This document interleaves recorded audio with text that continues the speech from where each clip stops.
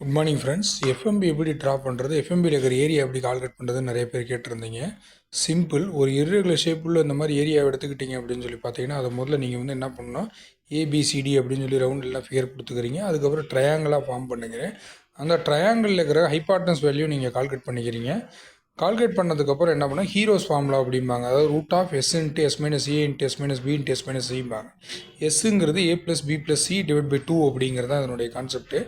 So அந்த concept பிரகாரம் use பண்ணி ஏரியாவை நீங்கள் கால்குலேட் பண்ணிங்கன்னா ஒரு ரெகுலர் ஷேப் ட்ரையாங்கிளும் சரி, ரைட் ஆங்கிள் ட்ரையாங்கிளும் சரி, எவ்வளோ பேர் ஏரியா வந்தாலும் உங்களால் வந்து ஈஸியாக வந்து ஏரியா வந்து கால்குலேட் பண்ண முடியும். இந்த மாதிரி இர்ரெகுலர் ஷேப் உள்ள ஏரியா வந்து எப்படி கால்குலேட் பண்ணுறது லேர்ன் பண்ணணும்னு நினச்சிங்கனாலும் சரி, சர்வே சம்மந்தமாக ஏதாவது உங்களுக்கு பிரச்சனை இருந்துச்சுனாலும் சரி, சர்வே சம்மந்தமான கோர்ஸ் லேர்ன் பண்ணிவிட்டு அதில் பிளேஸ்மெண்ட் வந்து உங்களுக்கு வேணுனாலும் சரி, எங்களால் மேக்ஸிமம் 35,000 வரைக்கும் எங்களால் வந்து ஆஃபர் பண்ண முடியுது சர்வேயிங் ஃபீல்டில். மோர் டீட்டெயில்ஸ் எதாவது இருந்தால் நம்பருக்கு வந்து கால் பண்ணுங்கள். Thank you once again from SS.